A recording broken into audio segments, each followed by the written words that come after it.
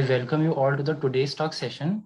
And today's talk session will be conducted by Vatsalya Vaibhav on the topic Mad Hatter's Musings, where we would be discussing about the division algebras and their applications in the group theory, the physics, and the standard model. Okay. And so post any of your questions in the chat box. We will take them after the talk. Okay, let's start with Vatsal. Vatsal, over to you. Okay. Thanks, Akshay. Like you guys can interrupt me anytime you feel like. That's also fine. So let me begin by first justifying the title. So it's quite fancy, Mad Hatter's Musing. So basically, I'll be talking about quaternions, octonions, complex numbers, and real numbers. These are the division algebras, and people who were working with quaternions in the 19th century were termed as Mad Hatters. Why? I'll get to that shortly. So, like some of you might be aware that Mad Hatter is a character in Lewis Carroll's novel Alice in Wonderland. So I'll get to it why they were called Mad Hatters. All right. So all of you are aware with real numbers and complex numbers. The next division algebra in the series are the quaternions. I'll talk about their algebra and stuff. So they were found in the 19th century by Hamilton. Like there's a very nice letter which he wrote to his eldest son, where he mentioned that he used to every morning, both his son and his younger, like he had, I think, many, not sure exactly, but he wrote a letter to his eldest son where he mentioned that his younger brother would ask him every morning if he had found a way to multiply triplets. And every morning Hamilton would come up with a pessimistic reply that no, I haven't. But one morning he was having a fine walk on a bridge when all of a sudden this multiplication law struck to him, and he carved it on a stone which was over there on that bridge, and it's still there in the United Kingdom. So why were the quaternions important? Because in the 19th century, there was no such notion as the vectors. The vectors were first brought into picture by Gibbs in the 19th century itself. The quaternions came prior to the vectors, and they were an attempt to understand rotation in 3 space. So Hamilton came with this rule, I square equal to j square equal to, I hope you guys are able to see this stone, equal to k square equal to ijk equal to -1. This is a multiplication rule for triplets, and it was able to help us understand how rotation can happen in 3 dimensions. Prior to this, people knew how rotation happened in 2 dimensions using complex numbers, but there was no formal rule for rotation in 3 dimensions. So Hamilton came up with it. So these are the quaternions. This is their multiplication law. So they are basically 3 numbers, E1, E2, and E3. E1 times E2 is E3, and this follows in a cyclic order.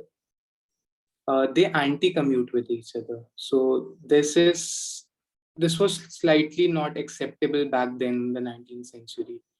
Like E1, E2 is minus E2, E1. So mathematicians found this very odd, so to say.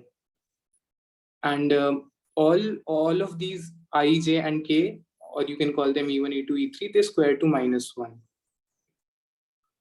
So, okay, so how does it explain rotation in 3 dimensions? So suppose you guys know about complex numbers. So we have one real axis and an imaginary axis, iota. So what we can do is we can provide 3 axes, I, J, and K, all of which square to -1. And at the origin, we have 1, which is the identity. So if you guys can see in this image, if I multiply I with J, if I multiply I with -J, I with j, then I'll get to k. If I multiply k with I, I'll again get back to j. And if I multiply k to j, I'll again get back to I. If I multiply I with minus I, I'll get to 1. If I multiply I with simply I, I'll get to minus 1. So using these three numbers, people were able to generate all possible rotations in free space. Yeah, is there any question? All right. So all of these like imaginary numbers, I hat, j hat, and k hat, were used for rotation in free space. But shortly after Hamilton's formalism, Gibbs came up with the notion of vectors. Now, vectors eventually won. This we are sure, because like in a high school we are taught about vectors, but we're not taught about quaternions. So it's clearly evident who won the battle, and it was pretty much obvious that the vector community would win, because vectors are simple to visualize. You can think easily that there's a three-dimensional space and there's a vector which points towards from the origin towards a point. Quaternions, on the other hand, are non-commutative, and this itself was a big thing for mathematicians back then. So the people who were working with quaternions were termed as mad hatters, because like they put this hat above the number I hat, j hat, k hat. So they were termed as mad hatters. And but eventually, like in 20th century, quantum mechanics came, and we started talking about operators which do not commute. The Pauli matrices were used to explain the spin angular momentum. And like if you see clearly, this algebra is nothing new. This is just the Pauli matrices algebra. And like you guys might be knowing that Pauli matrices, they generate the SU2 group, which can help us explain rotation in 3 dimensions. So what Hamilton was getting back in 19th century is fairly well known to physicists and mathematicians today. But the idea was dropped back then because of the introduction of vectors. Yeah, so this was a bit historical. I'll now get into the technical details. So a division algebra is any algebra which has a left multiplication and a right multiplication, which might not be same if the algebra is not associative. So a left inverse of a number x is defined to be a, such that ax gives us the identity. Similarly, the right inverse is defined as b, such that x times b gives us identity. And now, if the also a might not be equal to b in general, but if the algebra is associative, a will be equal to b, and we usually call it as x inverse. So this was a formal definition of division algebras. Now there's a Cayley-Dickson method using which we can generate higher dimensional division algebras. And it turns out that there are only 4 possibilities of normed division algebras. The real numbers, the complex number, quaternions, and the octonions.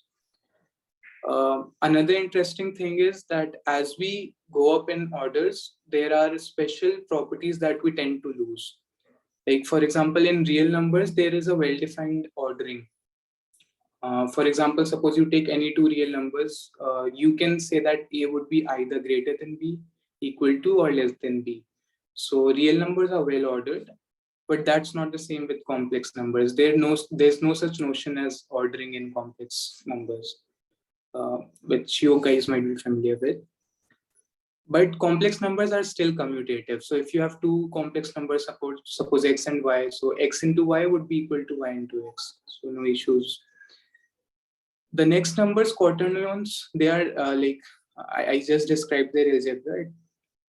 Quaternions are neither well ordered and they are neither commutative, but yet they are associative, which is fairly good enough for its use in physics. Like after quantum mechanics, we've got used to numbers which commute. What really worries physicists today are the octonions, because we rarely use numbers in physics which are non-associative in nature as well.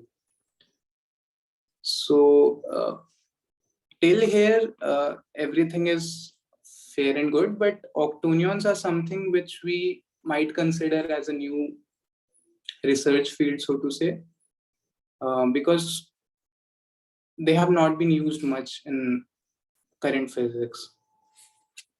So there's a One question. Yeah, sure. If you could scroll up a bit. You Yeah. mentioned normed division algebra. What is normed here? Yeah, so we have to define a norm. Like suppose we have a number a, so which might be an element of the algebra A. We have to define a norm which is a map which maps to the real numbers R. Okay. So if such a map exists, then there are only 4 possibilities. That's what it is saying, right? Yeah. Okay. Yeah. So there's a mathematician, John Byers. So he's quite pedagogical when he writes his papers, and he mentions this. I found it a bit funny, so I mentioned it here. Real numbers are the breadwinners of a family. Everyone knows about them. Complex numbers are slightly flashier but respectable younger brother. People in science certainly do know about them. Quaternions are the eccentric cousin shunned at family gatherings. Octonions are the crazy old uncle people want to hide in the attic. Yeah. So I now introduce the octonions and the multiplication law. Very concisely, this is their multiplication law. So you take any octonion I alpha and I beta. The non-trivial values of G are these. But this is not a very good way. You'll not get the feel of it if I just write it like this. So there's this called the Fano plane. So we can understand the multiplication using this. So suppose we can identify 7 different lines in this plane. The 3 sides of the triangle, the 3 altitudes, and the incircles. So each of these 7 lines, they form a quaternionic subset. So suppose I choose this particular line, E5, E2, and E3, they will form a quaternionic subset. So E5 into E, and the multiplication order would be along these lines. So E5 into E2 would be E3, E2 into E3 would again give us E5, and E3 into E5 would give us E2, and they all square to -1. Similarly, we can take any other line and they form the each of these 7 lines, like I'm calling the incircle to be line as well, they form a quaternionic subset. And in general, they're not associative, which you guys can check using the multiplication logic I've just wrote.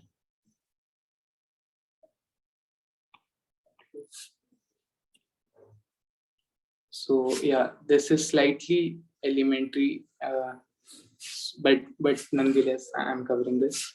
So complex numbers can help us to understand rotation in 2 dimensions. So suppose we have any point in the 2-dimensional plane, we can represent it by x comma y, the column vector. And rotation of a point on a plane is brought about by this group called SO2. These are 2 cross 2 matrices which are orthogonal and have determinant 1. For example, this. So you guys might be familiar with this. This is just a rotation operator. So this is any point on a 2-dimensional plane. What this operator does is rotates it to another point. And so this is fine, but how do complex numbers come into the picture? Like instead of using real numbers, if we use complex numbers, then we can simply write, we can represent the point x comma y as x plus iota y. And now if we take any element e to the power iota theta, which is part of the group U1, which are 1 cross 1 unitary matrices. So basically, they're just exponential to the power I something. So if I multiply z with e to the power I theta, it would give me another point, some z prime, which will be x prime plus I y prime. So to bring about rotation of a point on a plane, I have two possible ways. Either I can take the scalar field to be real and rotate it using a SO2 group, an element of the SO2 group, or I can take the scalar field to be complex numbers and I simply multiply a U1 number to it to bring about the rotation. So that was rotation in 2 dimensions, and now rotations in 3 dimensions, they're brought about by the group SO3 if the scalar field are real numbers. So these are again 3 cross 3 matrices which are orthogonal and have determinant 1. But another way is to, like, instead of taking the scalar field to be real, we can take the scalar field to be quaternions. And in that case, the picture becomes far more clearer. Like, so I can write any h to be xi sigma I, where like this means that there's a summation. So sigma I are the polymatrices. Instead of, this is like well known in physics, but instead of writing the polymatrices, I could have simply chosen the quaternions. So if we define h to be like this, then this is what it actually means. X is the x coordinate, y is the y coordinate, and this is sigma 1, the first polymatrix. This is sigma 2 and this is sigma 3. So if I represent a point in 3 dimensions in terms of the polymatrices, like this is my scalar field now, then I can simply take U, which is an element of SU2, and this transformation UH U inverse would like again give me the polymatrices, but the coefficients would change. These would be the primed coefficients, and it can be checked that this transformation which I have written over here is similar to the transformation brought by the SO3 matrix on a column vector which was something like x, y, z. So so that's why SU2 brings about the same transformation in terms of rotation of a 3 vector as SO3 does. It's just a matter of what's the scalar field we're working with. Also, like SU2 is the double cover of SO3. We'll come to that soon. Now, like we've moved from 2 dimensions to 3 and now further to 4 dimensions. So this is just a periodic exercise. So from SO2 we moved on to SO3. Now we'll move to SO1, 3. So 1 here, 1, 3 is basically telling us the signature. So distance is usually x square plus y square plus z square. But in 4D Minkowski space, distance is t square minus x square minus y square minus z square. So one of the coordinates has a separate sign and the others have a different sign. So that's why instead of SO4, we have SO1, 3. Like any element of SO1, 3 basically brings about Lorentz transformation. So there are there are 4 C2 ways, which is like 6 ways in which we can bring about rotation. 3 of these is the simple rotation which we bring about in our spatial dimensions, and the other 3 are the Lorentz, the boost. So lambda is any general matrix of SO1, 3. It brings about rotations and boosts simultaneously. V is a vector in 4 dimensions spanned by t, x, y, z are the coordinates. So lambda brings about a rotation in vector v and changes it into v tilde. Now, a similar thing can be done using quaternions. So for rotation in 3 dimension, I simply took the quaternions E1, E2, and E3. For rotation in 4 dimension, I can take 1, E1, E2, and E3. Also, this is interesting that 1 squares to 1, whereas d square to -1. So H, which is 1, E1, E2, E3, this naturally carries with itself the signature of the 4D Minkowski space. So similar to what we did in case of SO3, we can define H to be this. T is the time coordinate and XYZ are the space coordinates. And if we take any matrix U, which is part of SL2C, so L here stands for linear matrices. So in case of 3 dimensions, we had SU2, so determinant 1 and unitary. Here we have determinant 1, but it is not unitary. It may or may not be unitary, but yeah, they're all linear with complex entries. So U is any element of SL2C, and this transformation UH inverse, it brings about the same effect on H as lambda brings about 2B. So till now we've seen that U1 is in some sense isomorphic to SO2, SU2 is isomorphic, and I'm talking about at the algebra level. At the group level, they're not isomorphic, they're holomorphic.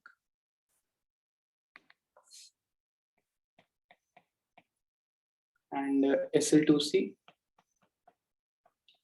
so 1.3. So this is like, we could understand using the complex numbers. These two we can understand using quaternions. Another thing which I'd like to point, like I usually like to talk about this because I personally find this very insightful. So whatever we've discussed till now was using algebraic notations, but Penrose came up with a geometric interpretation, which I'm particularly very fond of. So I'll discuss this as well. So this is our regular Minkowski spacetime. We can define null cones at each point, and if we we need 4 linearly independent vectors to span the entire space, because it's 4-dimensional, and we can take the 4 vectors to be null-like vectors as well. As far as they are linearly independent, it's not a big issue. So we can so if we understand the null vectors properly, we can understand the entire Minkowski space properly, because all we need are 4 linearly independent vectors. Now, the important thing about null vectors is that that eta ij dxi dxj, their distance, so to say, is 0. Like they travel at the speed of light. So if we take a time hypersurface, suppose 1, and from origin we take a time hypersurface over here, and we have so t equal to 1. So any null vector lying on this cone as well as this hypersurface would satisfy the equation x square plus y square plus z square equal to 1. So this is the surface of a sphere in 3 dimensions.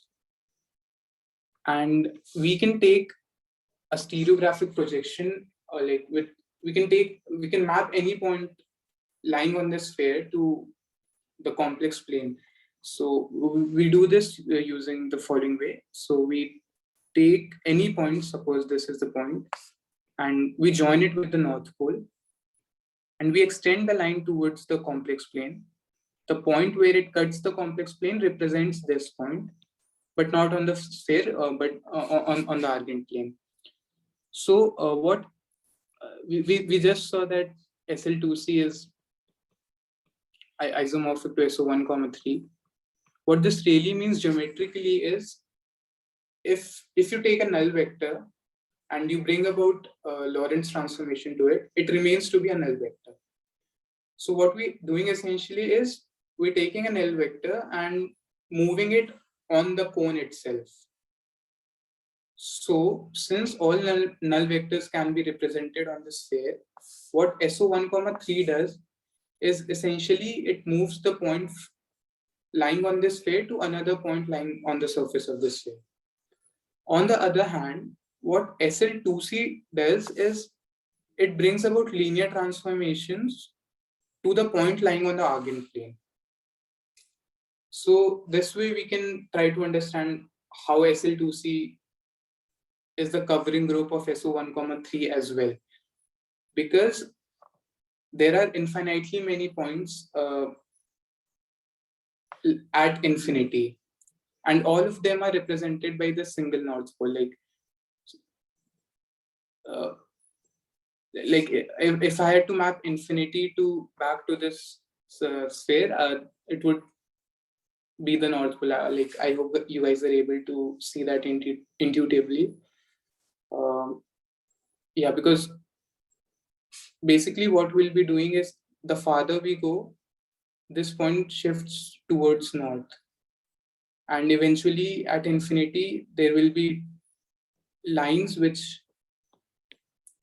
are tangential to the surface of the sphere. So infinitely many points on the Argand plane are being represented by a single point on the surface of the sphere. So in that sense, the Argand plane is covering the sphere. So like the notion of double cover would come from, geometrically would come from the manifold of SU2 and SO3, which I'll not be discussing in this lecture, but we can surely discuss about it after the talk is over. All right. Yeah. So till now we've talked just about real numbers, complex numbers, and quaternions. But using octonions, we can like even expand our insights. So we've seen this. Yeah, one thing which I don't think I think I missed was we defined h to be like this. So if we take the determinant of h, it comes out to be t square minus x square minus y square minus z square. So this is just the norm of a 4 vector in Minkowski space. And here what I did was I took h to be 2 cross 2 matrices with complex entries. What if I take H to be 2 cross 2 matrices with quaternionic or octonionic entries? So similar to what H I defined in case of for a Minkowski spacetime, I define H, but for a quaternionic scalar field. So the diagonal entries are t plus x naught and t minus x naught, just as we had here. But the off-diagonal entries, instead of being complex numbers, I'm taking quaternions. So in that case, we have 4 numbers on the top right, and on the bottom left, we have its conjugate. If we take the determinant of h now, what we'll get is this. This can help us to understand 1,5-dimensional space-time. So this is essentially the space-time Kaluza and Klein talked about when they were trying to unify electromagnetism with gravity. Also, if we, instead of taking quaternions, if I had taken octonions, then the norm determinant of h would be t square minus xi square. I would run from 1 to 7. Minus x naught square and minus y square. So this is happening because this x here, I've written it explicitly. So for this, and these are the 3 quaternionic coefficients. So we have 7 octonionic numbers, so 7, and these 2 extra coming from here and here. So if I took octonions to be the scalar field, in that case, I'll get to a 10-dimensional space-time. Not exactly 10, I should call it 1,9 dimensional. So string theorists, they talk about a 1,9 dimensional manifold. So I have no idea exactly how SL2, can help us understand string theory, or for that matter, I do not know what string theory is, but I brought this point. Yeah. Now I'll talk about why group theory is essential in physics and how octonions can help us to understand group theory in a far much better way than we understand it now. So essentially, we can say that physics is about equations of motion. We are given a partial differential equation with some initial conditions, and we want to understand how the system would work in future. Like this generalization might be problematic for some of you, but I'm vaguely saying that physics is equations of motion. Might not be true for some of you. Okay, so if you have an equation of motion, we talk also about conservation laws, about energy, about angular momentum. So group theory comes into picture because of symmetry. Like the formal definition of a group is groups do form an algebra, so it has a multiplication. So if A is an element of the group and B is another element of group, there should be a well-defined multiplication A cross B, which also lies in the group. Inverse of every element of the group should exist, and there should be an identity element such that A times I is I times A, which is A. So this was the formal definition of a group. So why groups are required in physics? Like we can take any element of a group and we can apply it to, we can take a representation of it, we can represent it in like n cross n matrices, we can apply it to n cross 1 column vectors which have a physical meaning associated with them, and these groups will bring about changes to the column vector which we took. But what's important is that the column vector do change, but the equations of motion are form covariant. So for example, this is one of the Maxwell's equation, del cross E is minus dv dot t. We all know that this is covariant under Lorentz transformation. So if I change my frame of reference from x, y, z, t to x prime, the primed coordinates, E would change. E would not remain the same E as it was. The same is for B and for the position coordinates x, y, z, and t. But even under the new coordinates, the equation of motion remains form covariant. So this is equivalent to saying that if I apply Lorentz transformation, all right, the inputs of the UM would change, but the UM is remaining of the same form as it was. So here is where group theory comes into the picture when we talk about symmetry. And symmetry leads to conservation laws, which is a Noether's theorem. The weak way of saying that there's a symmetry is by saying that the Lagrangian remains invariant. So the new Lagrangian L prime is same as the old Lagrangian L, but this is not always true. But particle physicists do use this. Like suppose there is a group SU3, so they'll say that the Lagrangian L is a singlet of SU3, meaning thereby that the Lagrangian does not change under the action of SU3. But this is a weak principle. The most strong principle comes from the action. So if you say that the action is added by a total derivative term, so the Lagrangian does change, but it changes by a total derivative term. So that the new action, if we do the variation of action, we'll get the same equation of motion. So that's the more stronger principle. Okay. Now a little bit about classification of groups. So we've seen why group theory is required for physicists. So Killing and Cartan, they were the like pioneers in 20th century who were working with group theory, and they classified all the Lie groups into 7 categories. What's a Lie group? A Lie group is basically a continuous group. So in physics, again, the generalization might not be true, but we like groups which are continuous in some sense and not discrete.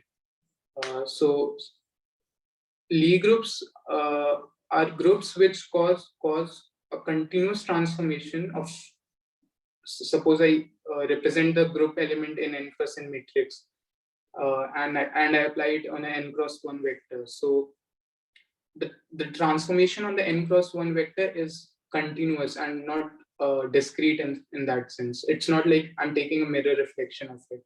It's like I'm continuously rotating it to bring it to minus x.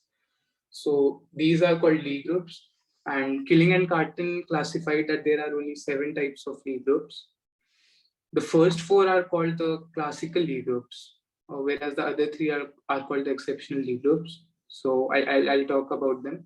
But I do want to mention that the first 4 categories can be understood using R, C, and H, the real numbers, complex numbers, and the quaternions. The other 3 can be understood using octonions. This is not a very popular way of understanding them. The traditional sense, people understand them using n cross n matrices only, but octonions do provide a better insight. The same for quaternions.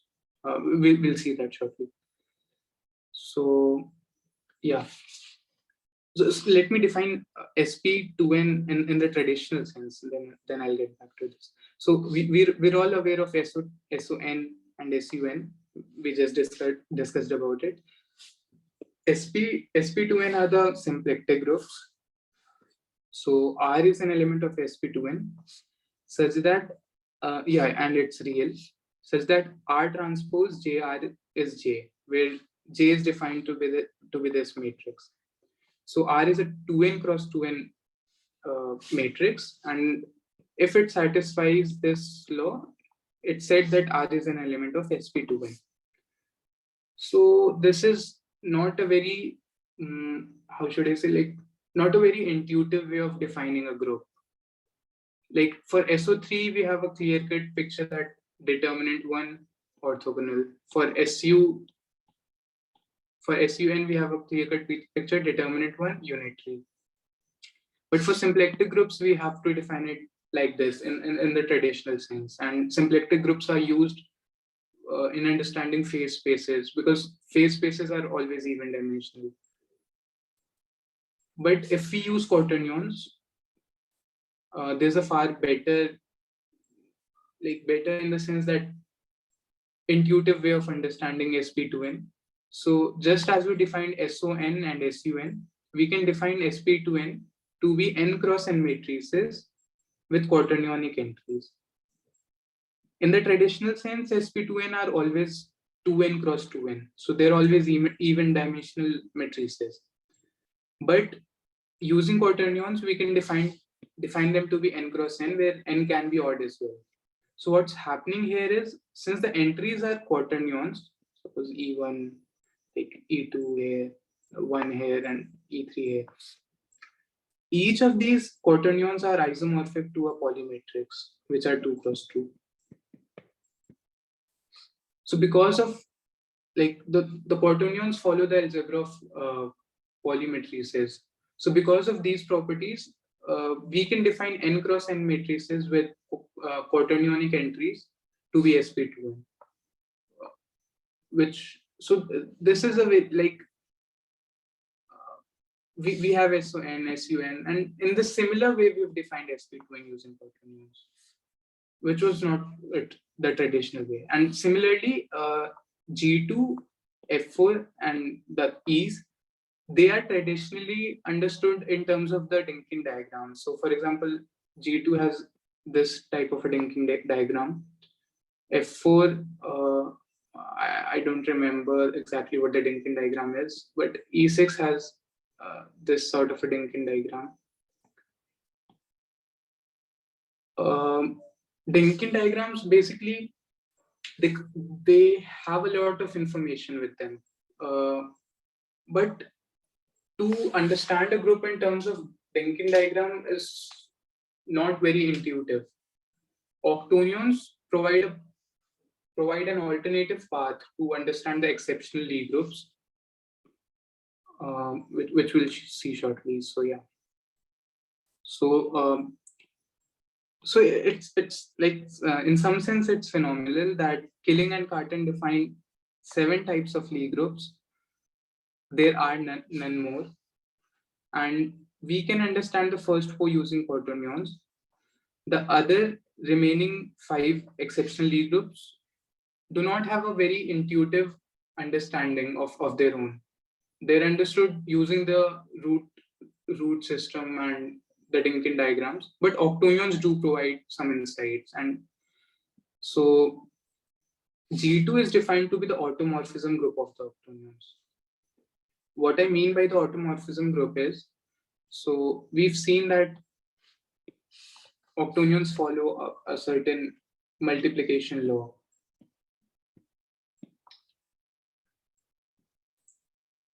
So E1, E3, E2, E5, E6. So they follow a certain multiplication law. Suppose that law is EI, EJ equal to something. If I take any element of G2, so G2 would transform EI to EI prime and EJ to EJ prime. And the multiplication of EI prime, EJ prime would be of the same form as it was for EI, EJ. So that's what I mean by saying that G2 is an automorphism group of the octonions.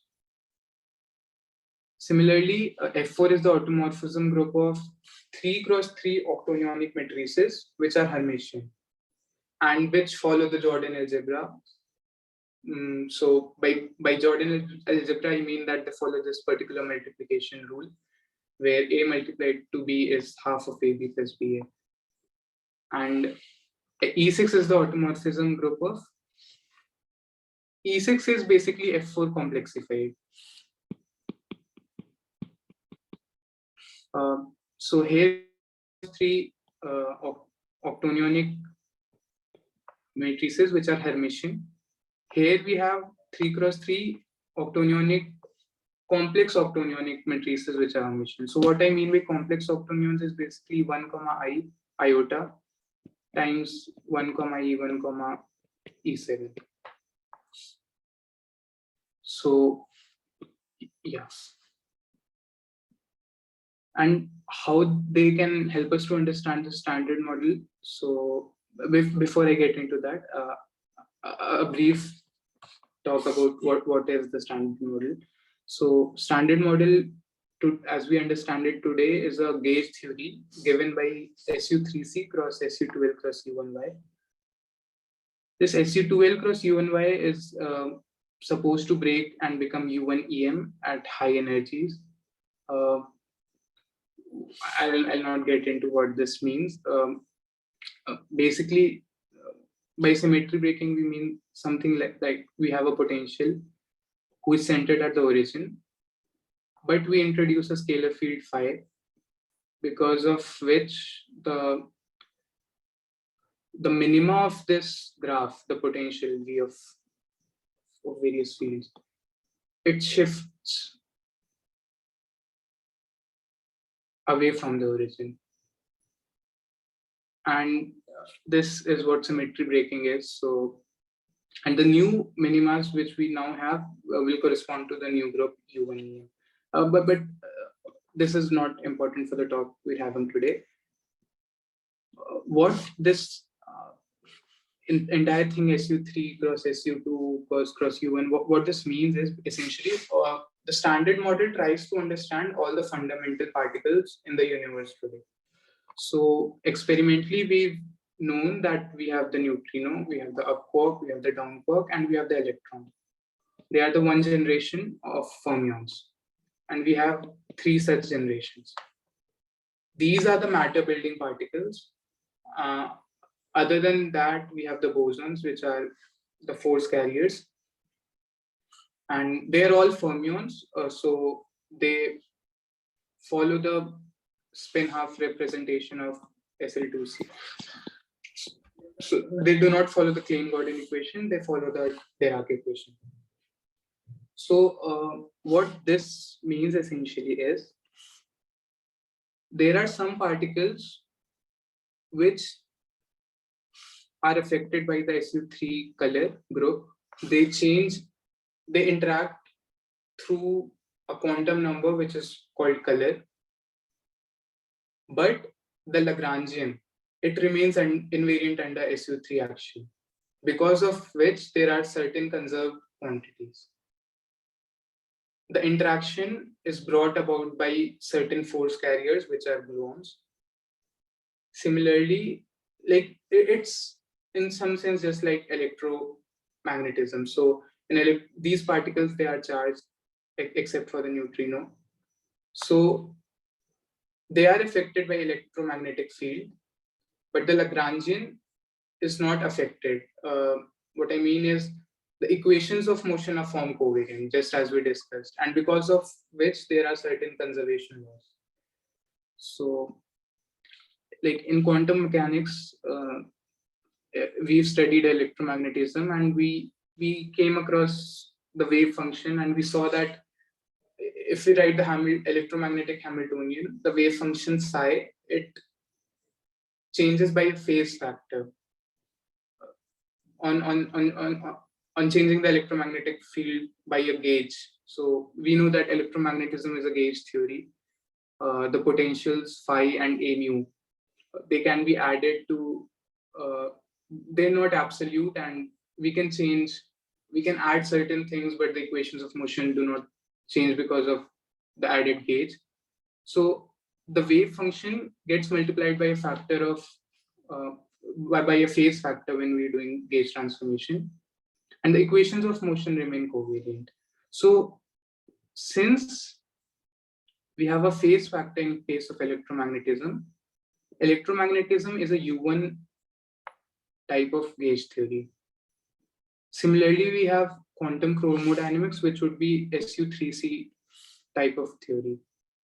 So what this means is, like, we have three types of, and so this is the first generation, and up quark and down quark, all of them come in three colors. So we have three types of up quarks and three types of down quarks, and they transform like triplets under SU3C. So what I mean by triplets is, any group itself is an abstract entity, but it can be represented by n cross n matrices. So any group has infinitely many representations, and a physical entity might transform as a doublet or a triplet or a singlet. Singlet means it does not get affected by the group action. So the quarks transform like triplets under SU3C. What this means is, we can represent the quarks as UDS in a 3x1 column matrix. If we apply a 3x3 element of SU3C, then this brings about a change in the quarks, and we get the new thing, which is U prime, D prime, and S prime. But we have to create the Lagrangian in such a way that the Lagrangian is a singlet under SU3C, because even if the quarks are changing, the equations of motion should be form covariant. Another, like, just on a side note, so if we do tensor product, we can do tensor product of various representations of SUN using the Young tableau technique. So if we have a triplet and an anti-triplet under SU3, the tensor product gives us 8 plus 1. Similarly, under SU2L, if L here means left-handed, so the SU2L group in the standard model is slightly biased, and it interacts only through the left-handed fermions, chiral fermions, not the right one. like I don't think anyone knows exactly why this is so. The universe breaks parity in that sense. Why SU2 interacts only with left-handed. There are theories which are left-right symmetric, like SU3C cross SU2R cross SU2L cross U1Y. So this is the Pati-Salam model. But the standard model, which is experimentally valid, is this one. And here the weak interaction violates parity. It interacts only with left-handed chiral fermions. So SU2, if I take the fundamental representation 2 and I do a tensor product with 2, I get this one. Similarly for U1, if I take 1 and I do a tensor product with 1, I get 1 plus 1. So the important thing to notice here is 3 cross 3 bar is turning to 8 plus 1. So 8 here, like SUN, the adjoint representation is n square minus 1. So for SU3, it's 8. And the adjoint representation is always a real representation. So it will not have complex entries. So also one more thing, the definition of adjoint representation is comes from the group multiplication law. So suppose we have TA, these are the generators of Lie group. So it has been noticed that FABC, which is the coefficient which is defining the multiplication of this Lie group, it itself follows this algebra. So the representation in which we are writing FABC to be the generators is called the adjoint representation. It's always real. This representation, the generators can be used to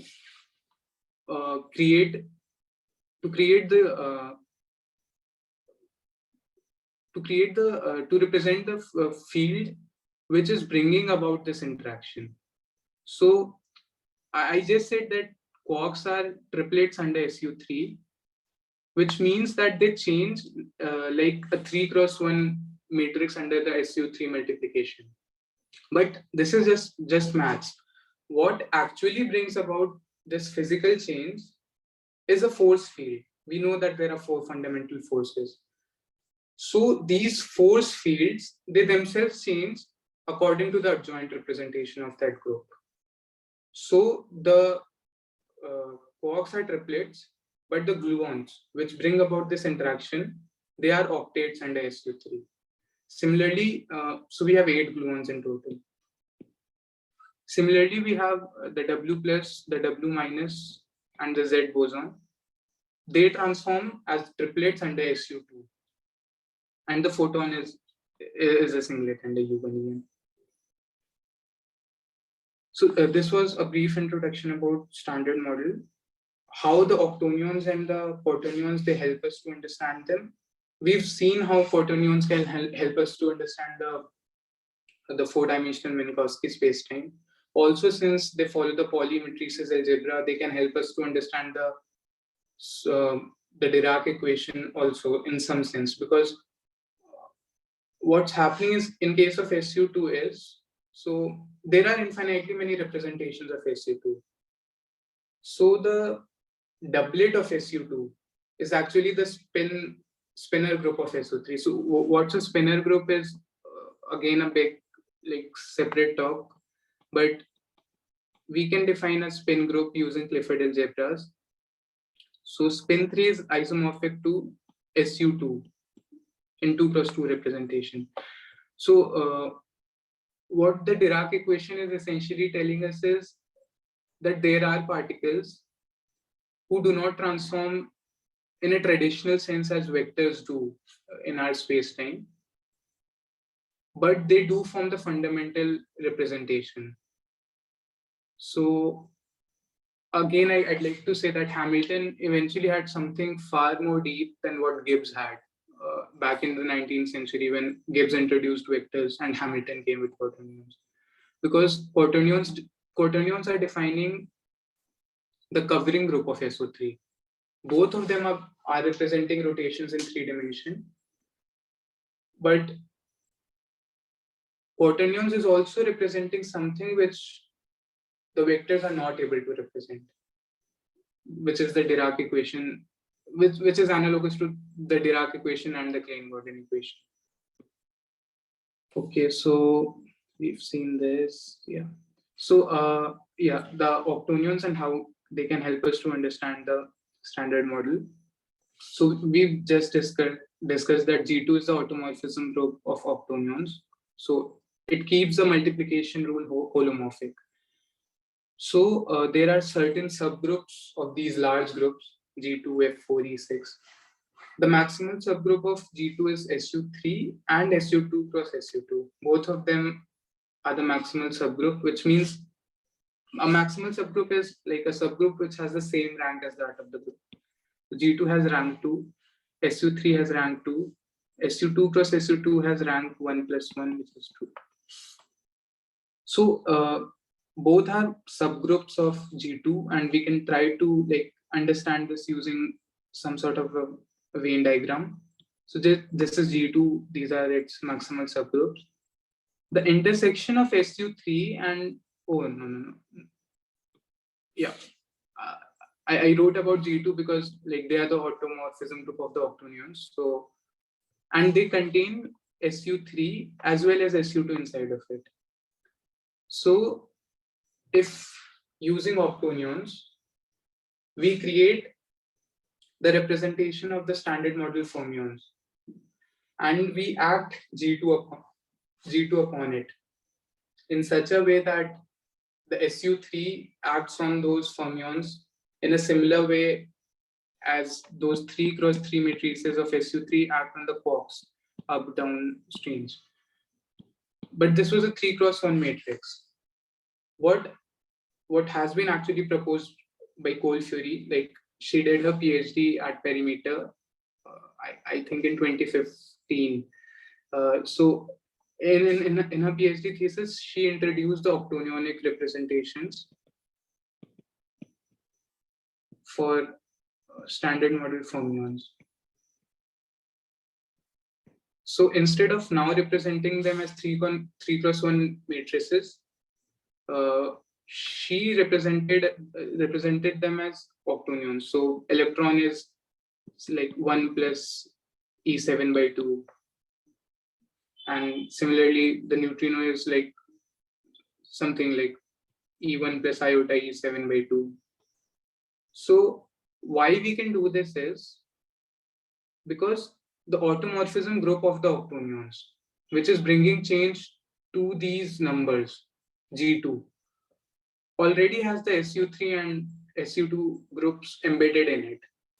So the physics of the quarks changing under the strong force is similar to the octonions as numbers changing under the action of G2. So essentially what we're doing here is like we're trying to understand the entire standard model using just numbers. Like we have the real numbers we can count. So we have the octonions and we can represent the standard model fermions using octonions. It's something like that. And F4 and E6 also have some physical interpretation and use. So the maximal subgroup of F4 is SU3 cross SU3 and SO9. The intersection of these two groups is SU3 cross SU2 plus U1. So this is another remarkable fact since it's the standard model KH group.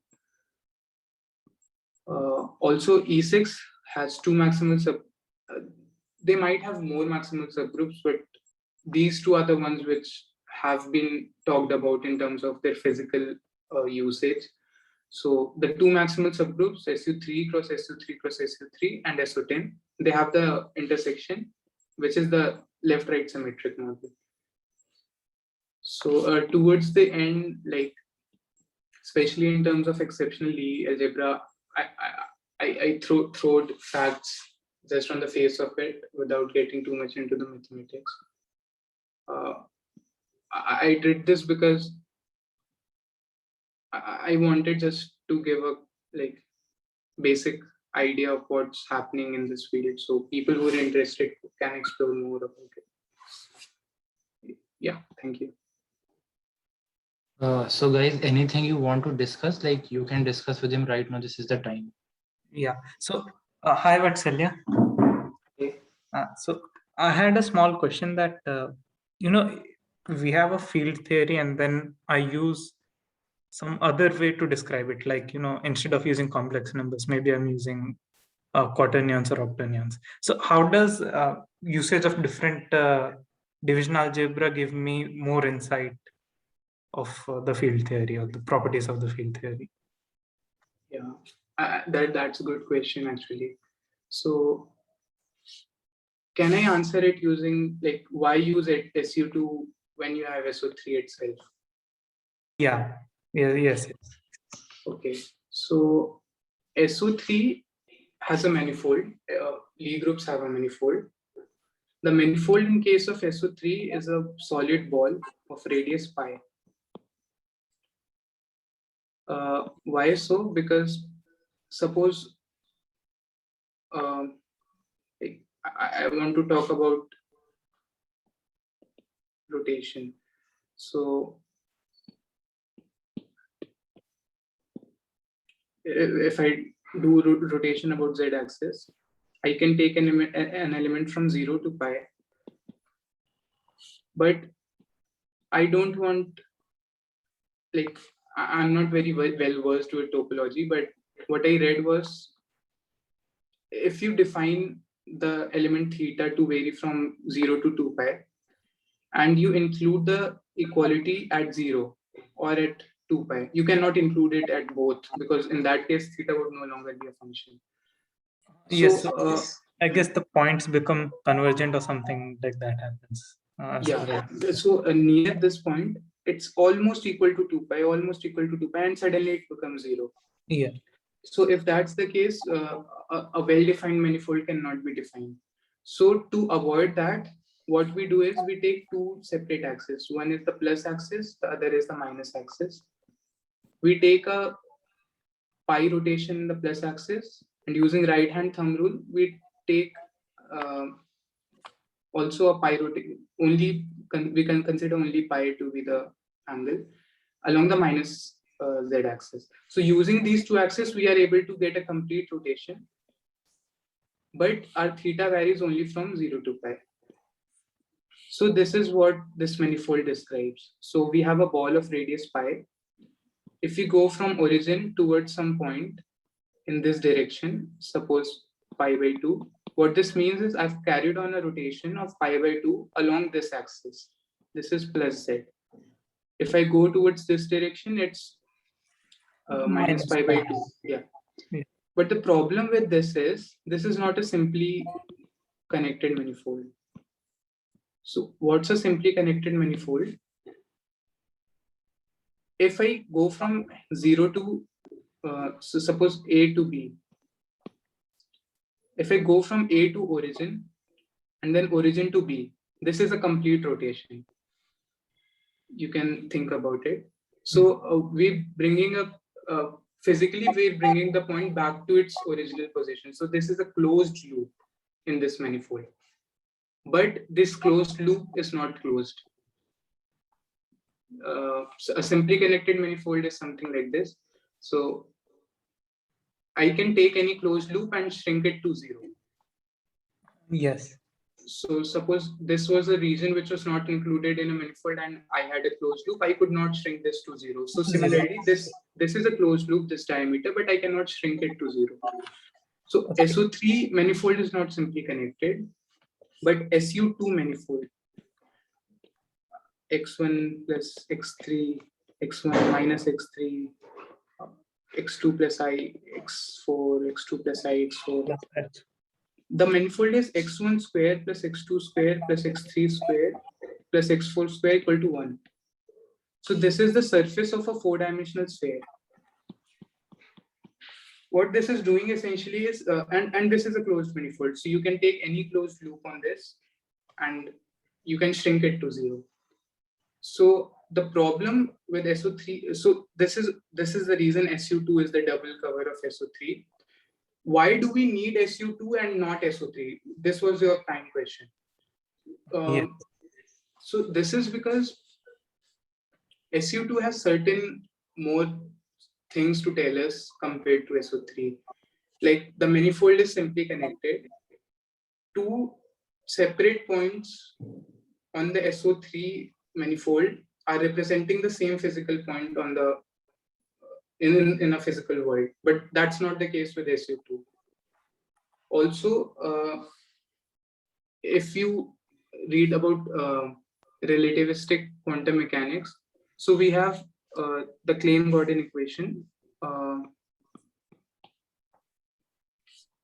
We have the Klein-Gordon equation, which is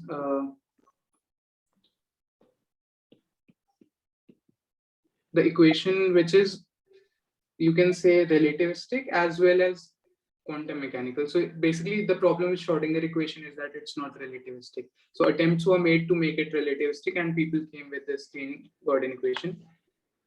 Yes. The problem with Klein, and there's one more equation which is relativistic, and The Dirac thing. the Dirac equation, and that's in some sense the root of Klein-Gordon equation. Yes. So the Klein-Gordon equation is, Schrodinger equation is nothing, it's just F equal to ma, but for quantum mechanics. Klein-Gordon is also F equal to ma, but for quantum mechanics and relativity. And the relativity, right? The same is true for Dirac equation, but the field in this case is a spinor field. So the spinor fields are the spin, like they transform under SL2C and not SO1, 3. The spin half representation of SU2. So I don't know, like, I don't know how to express this in words, but then I think there is one more thing that when we are like sort of relating the simply connected with SU2, SO3 with SU2, aren't we adding more structure than what is required to describe the field? Like one structure is the minimum mathematical structure required to describe your field theory. And then when you are making a isomorphism of the groups, you are adding more structure to it. So isn't that a problem? At least that's what I think. I'm not sure. like both of the groups are isomorphic at the level of an algebra. So I wouldn't say that I'm adding more things to it. Certainly the scalar field is now complex, and I can make it quaternionic or octonionic as well. But like at algebra level, no new structure is required. Both of them are isomorphic. But certainly, like if you mean to say that there's more to Dirac equation than to the Klein-Gordon equation, that's true to some extent. Yeah, I think that's true. The problem is SL2C is a group. Its spinor representation is like SL2C can be just a second. Yeah, SL2C can be broken into SU2 and two SU2s. You can also call this iota times SU2. So this brings about rotation. This brings about the boost. What the problem is that the spin half representation of SU2. So SL2C can have either 0.5, or 0.5. The vectors are 0.5. So we talk about the vectors. We have an intuition about the vectors. We can understand about them in our physical space. Yes. But certainly they're not fundamental. Okay, right. So it's not that I'm adding an additional structure when I'm going from SO3 to SU2, but it's just that I'm able to see at those things which I was not able to see See with using the vector. SO3. Yeah. All right. Okay.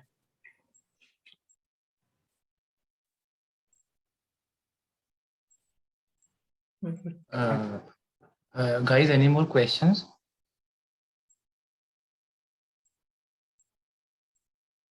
I hope I haven't bored people.